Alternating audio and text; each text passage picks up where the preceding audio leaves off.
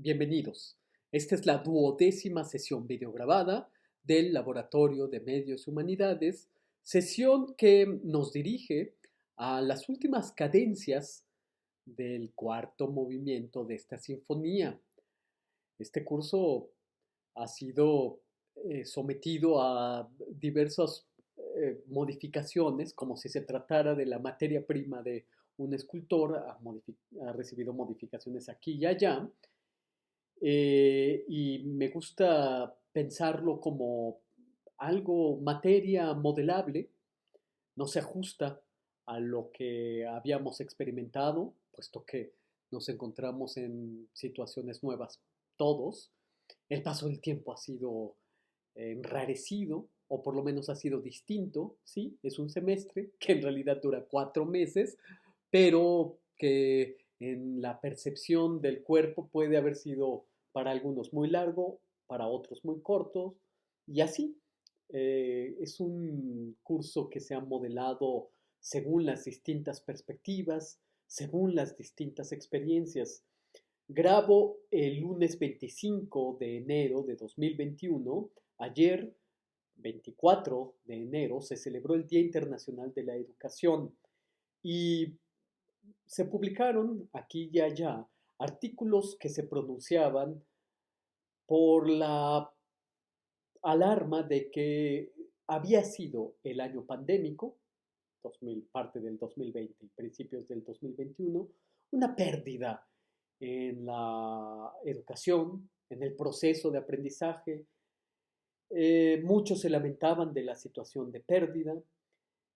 Me gustaría compartir con ustedes algunas reflexiones al respecto, porque pensar que no es un año perdido.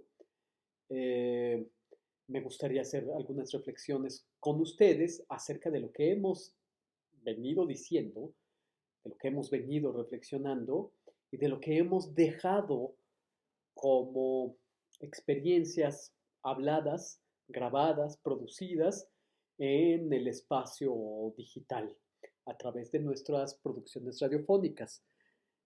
Si alguno de ustedes se ha acercado a los cursos de Jules Michelet en el Colegio de Francia, 1848, quedan los registros escritos de sus clases iluminadas y se han hecho la pregunta que yo me he hecho y que ojalá compartamos como duda, como inquietud, de saber cómo sonaban esas clases, de saber cuál era la voz, en dónde hacía énfasis, dónde levantaba la voz, dónde Jules Michelet dando sus clases bajaba la voz como en un contrato de intimidad con sus estudiantes. Si se han preguntado eso, pues se hacen la pregunta radical del productor radiofónico. ¿A qué sonaban esas clases? ¿Cómo era su voz? ¿Cuáles eran sus acentos? ¿Cuáles eran sus subrayados? ¿En qué ponía más atención? ¿Dónde afectaba la pronunciación? ¿Cómo sonaban antes de las clases de Georges Michelet en el Colegio de Francia, año 1848, un curso interrumpido, por cierto? ¿Cómo sonaban mucho antes, siglos antes, las clases iluminadas de Abelardo?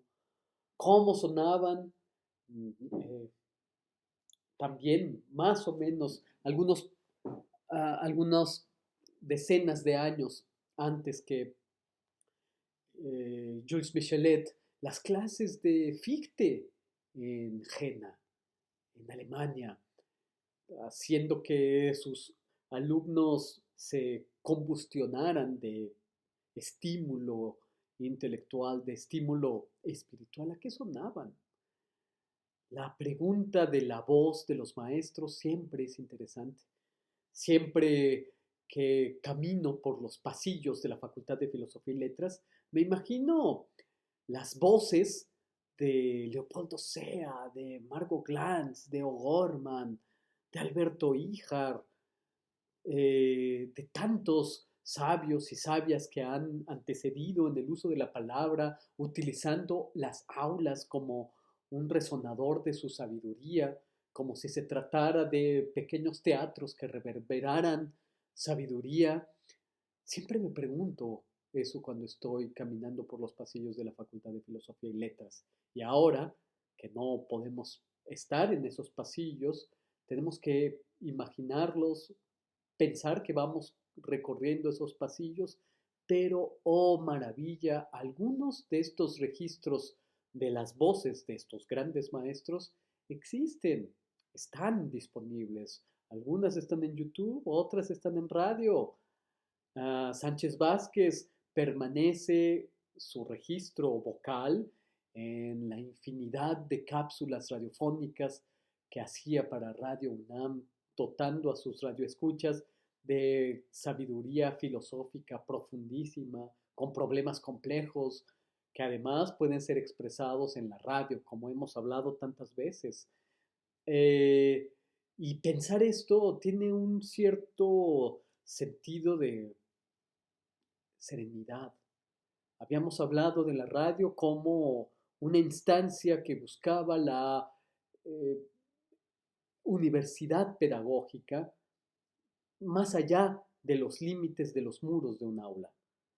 Una universidad cuya pedagogía trasciende los muros y que reverbera, irradia, es radiactiva en el sentido de una difusión atmosférica.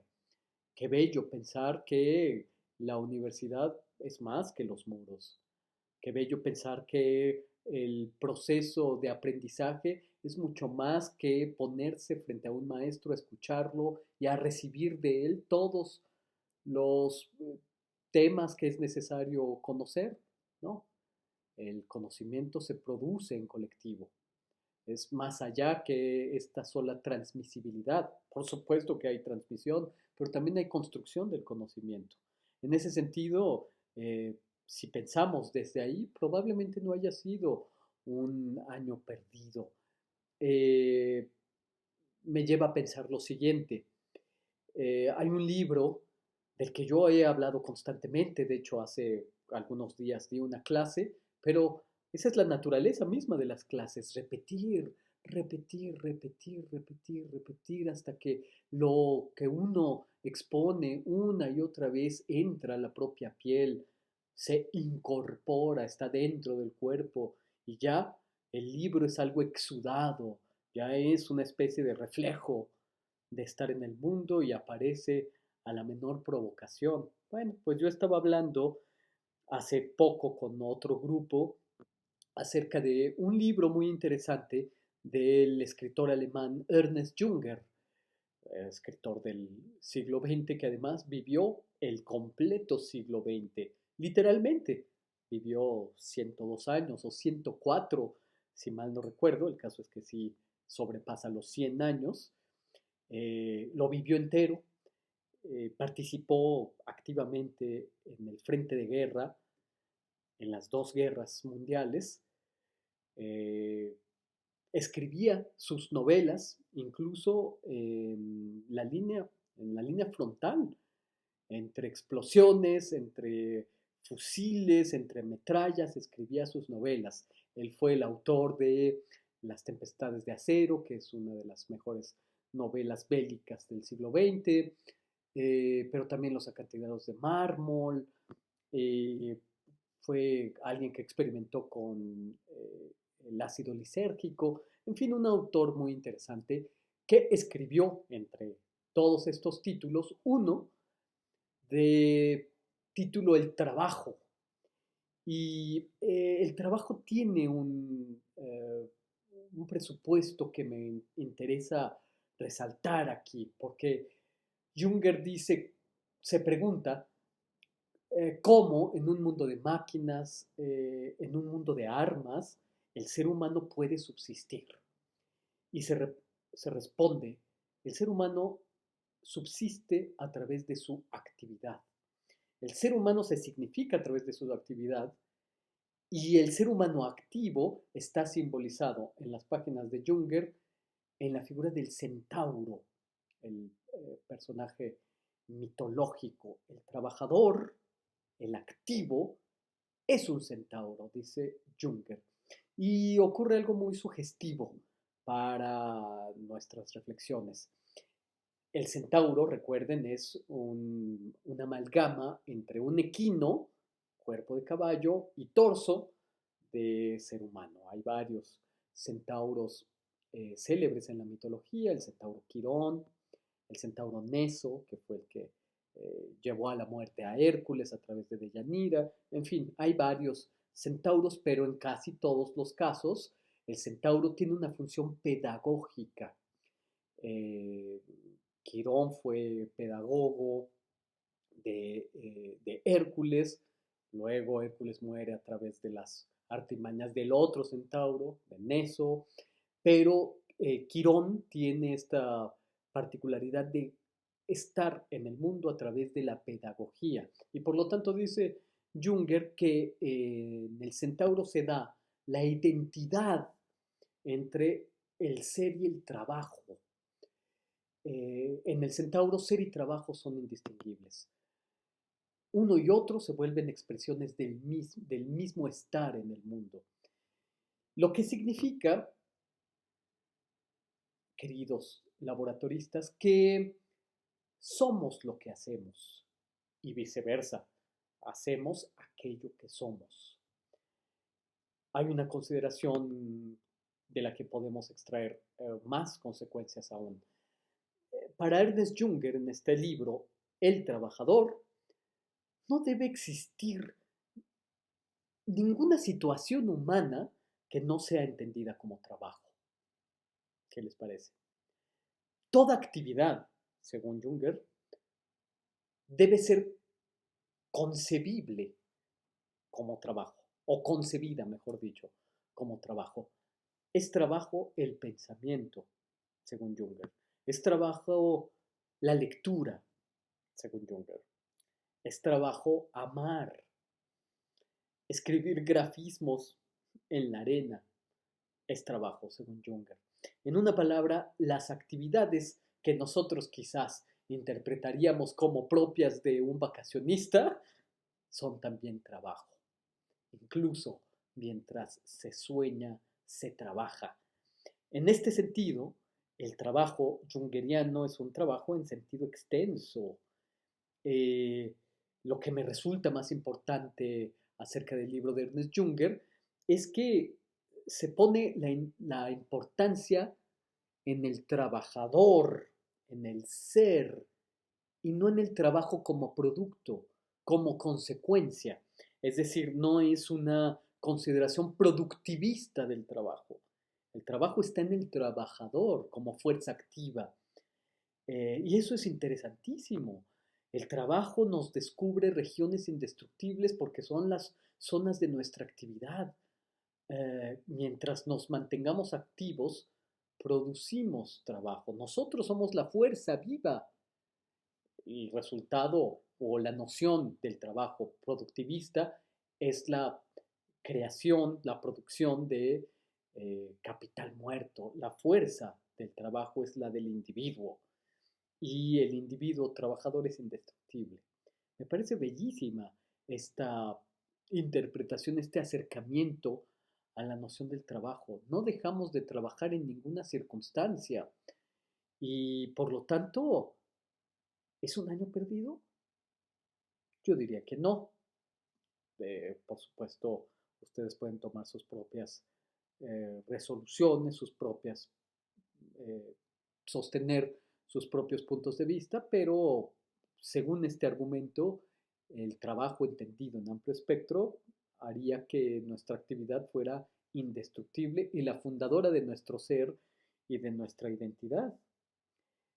Por lo tanto, pensar, idear, tiene algo de concreción, de solidez.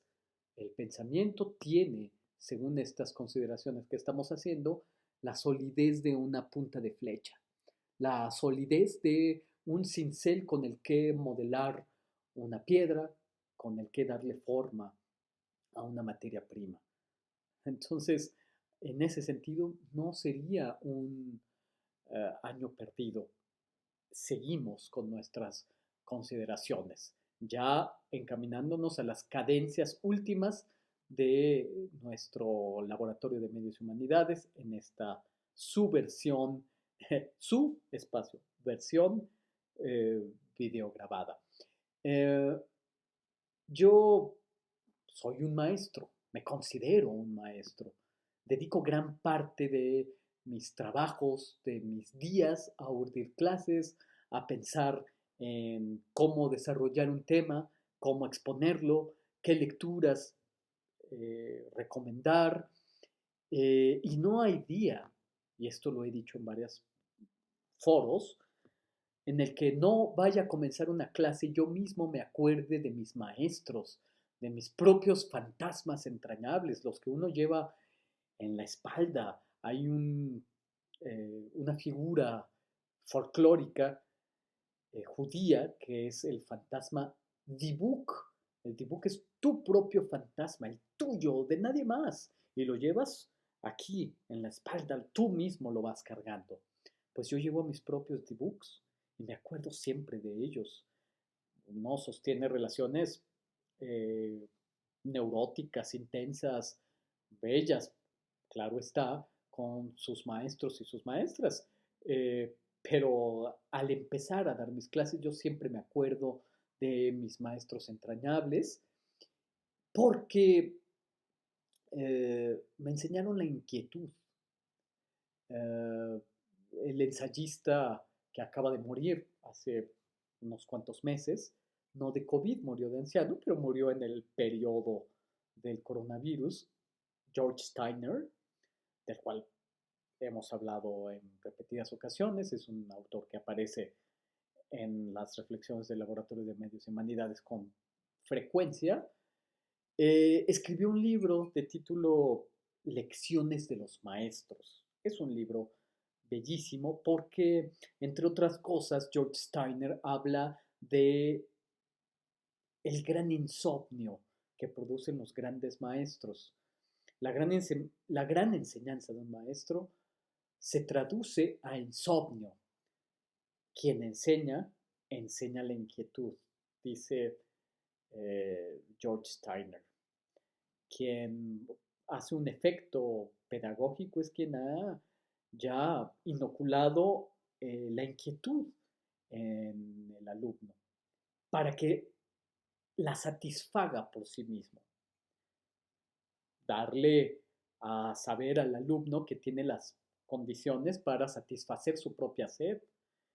De modo que propagar un magisterio de dulces notas, pues estriba en inocular en el alumno duda, inquietud, eh, dudando el maestro te enseña a ser tú mismo, eh, el maestro a veces entrega con generosidad y al entregar da continuidad a una tradición, pero a veces enseña las herramientas para, con pocos elementos, continuar la senda de la investigación, no entregando del todo, no facilitando todos los elementos que necesita, sí desarrollando los elementos de investigación, pero permitiendo que también el alumno tenga su propio descubrimiento y muchas veces esa es la labor del maestro.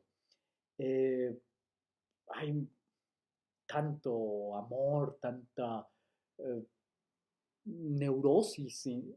Ya es la segunda vez que lo digo entre maestros y alumnos, que bueno, hay en este libro, Las lecciones de los maestros de George Steiner, muchos casos de traiciones, de generosidades, de amor infinito entre un maestro y un alumno, eh, como ejemplos de traición, pues pone Steiner el clásico e inexplicable dada la altura espiritual de Martin Heidegger con respecto a su maestro Edmund Husserl, que cuando comenzó la persecución, eh, el acotamiento de las posibilidades de sangre judía en Alemania, Martin Heidegger como rector no hizo nada por proteger a su querido maestro Edmund Husserl. Entonces, está plagado de ejemplos muy significativos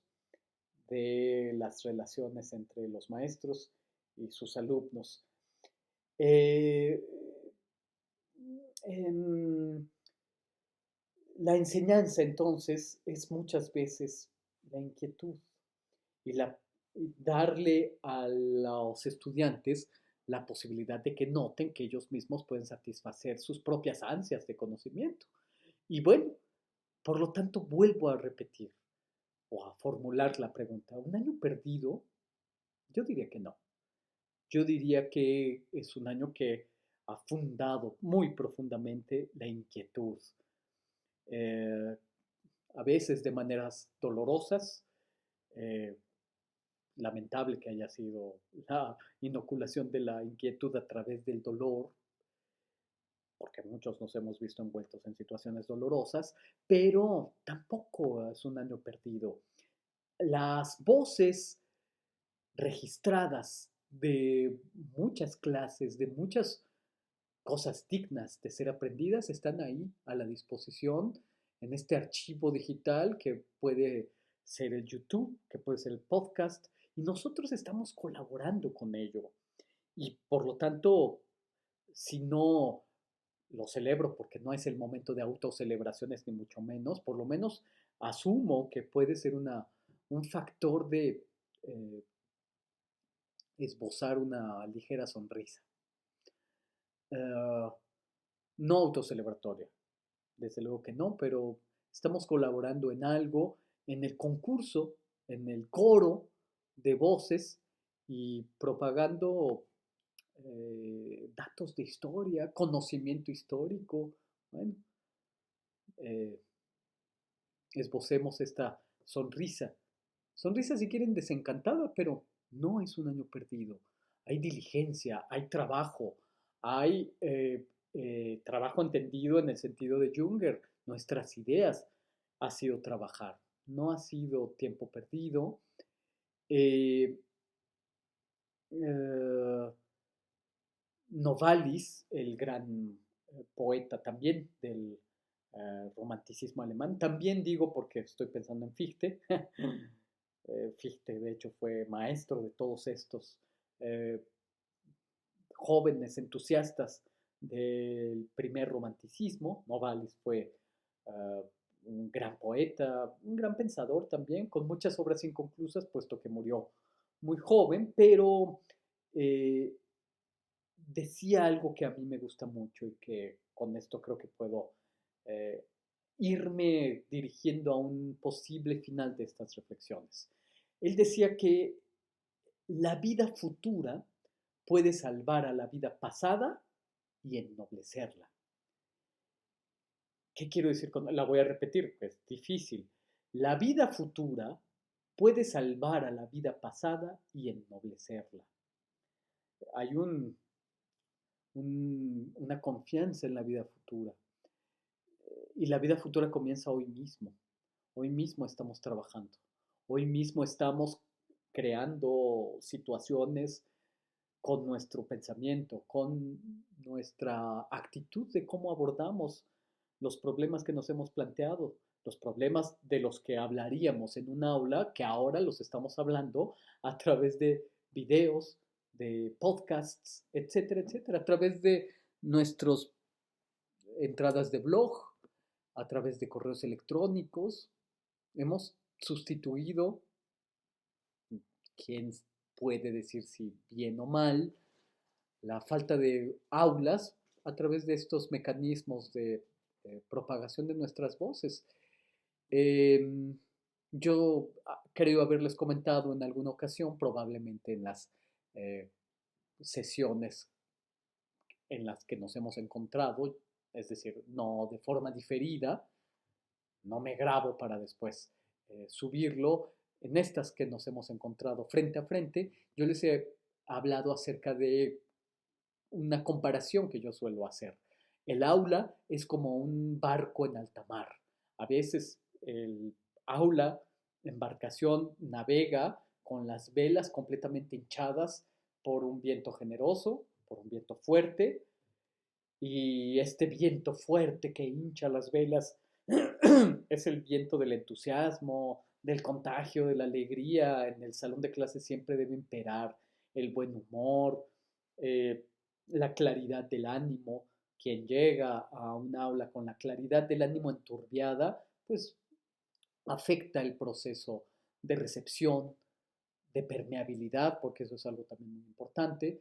Y bueno, cuando el aula embarcación va con las velas hinchadas, pues qué maravilla para un maestro, para una maestra. Hay que aprovechar con gratitud este viento propulsor que sopla generalmente al principio de los semestres, cuando el sol brilla y el césped de Ciudad Universitaria es verde, qué bonito. Ahí sopla bello y fuerte el viento, pero de repente el viento puede dejar de soplar.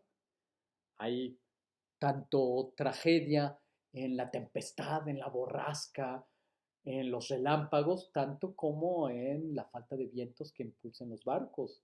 Pues ahí está el- la Ilíada para demostrarlo, ¿no? Cuando las fuerzas griegas en Áulide se quedan sin vientos propulsores y Agamenón tiene que sacrificar a Ifigenia para que vuelvan a soplar los vientos. Pues es una tragedia la falta de vientos. Hay una novela que es impresionante en el sentido de la falta de vientos que impulsen a un navío, que es la línea de sombra de Joseph Conrad.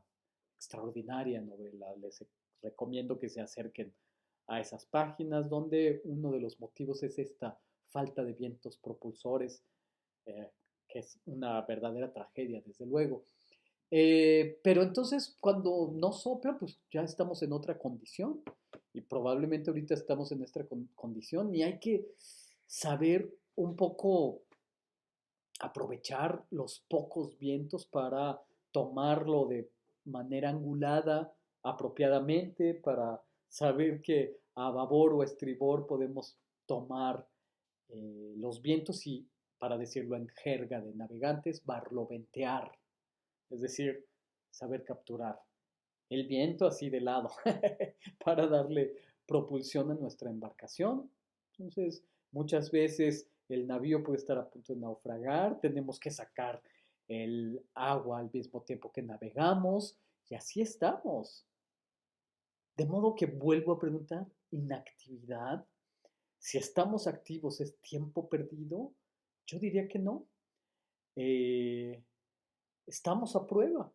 Y desde luego que en la próxima entrega, la quinta que harán para el Laboratorio de Medios Humanidades, habrán de concertar, de convocar los conocimientos adquiridos a lo largo de estos 4 meses que duró el semestre, hacer acopio de lo incorporado, hacer acopio de lo aprendido, de la inquietud que les produjo. Van a hacer, recuerden, una producción radiofónica en la que se den lo mismo el ensayo radiofónico que un radiodrama, que una conversación. En una palabra, realizarán un feature, el equivalente radiofónico del documental cinematográfico. De modo que, oh, celebro su actividad, porque su actividad ha sido su pensamiento, sus reflexiones, su inquietud misma. De modo que no hay tiempo perdido, si hay actividad y hay identidad entre ser y, y- y trabajador, ¿no? Em,